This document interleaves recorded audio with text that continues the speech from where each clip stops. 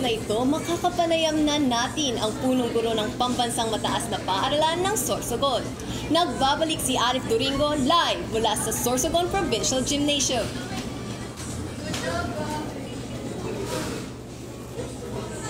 Natin ang punong guro ng ating paaralan.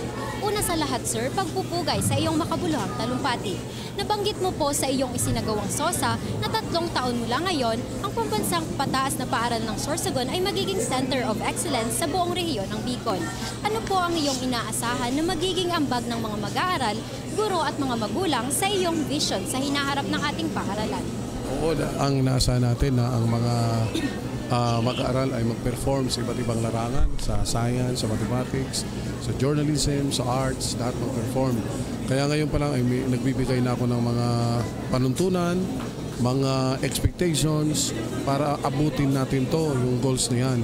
Kasi pag naabot natin yan this year, maaaring sa mga susunod na araw, makilala tayo. So therefore, kapag na-maintain natin, then could be declared as Center of Excellence.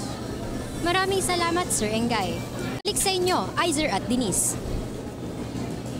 Isang pagbati at pagpupugay kay Ginoong Armando de Engay at sa buong pamunuan ng pambansang mataas na paaralan ng Sorsogon sa matagumpay na isinagawang State of the Goods Address. Tama yan, Aizer. Malinaw na ipinahayag ni Ginoong Engay na ang SOSA ay nagpapatunay ng transparency, accountability at commitment. Tinututukan niya ang 5 Gs na galing bata, galing guro, galing pagtuturo, galing pamamahala at galing pagtutulungan. Denise, binanggit din niya ang pahayag.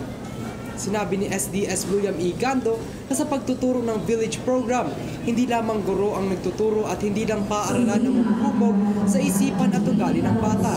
Kasama rito ang magulang, barangay, simbahan, lokal na pamahalaan at organisasyon na may malasakit sa mga kabataan.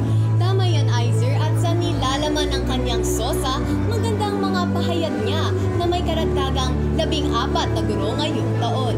At sa pasilidad naman, lahat ng classroom sa senior high school ay mayroon ng TV at ginagawa naman ng paraan upang mapunuan ang mga silid-aralan sa junior high school.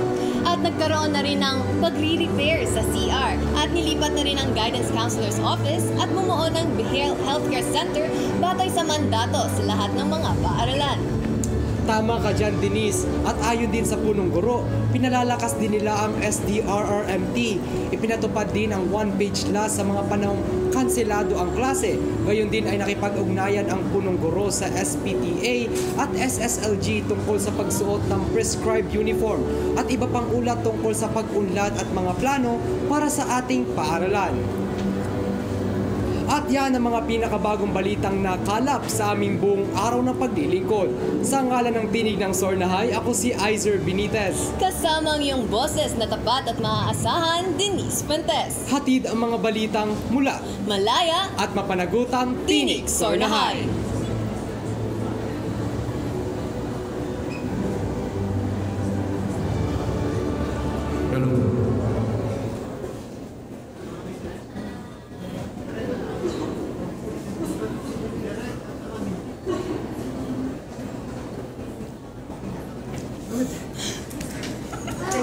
Magandang lahat, mga magulang, mga guro, at mga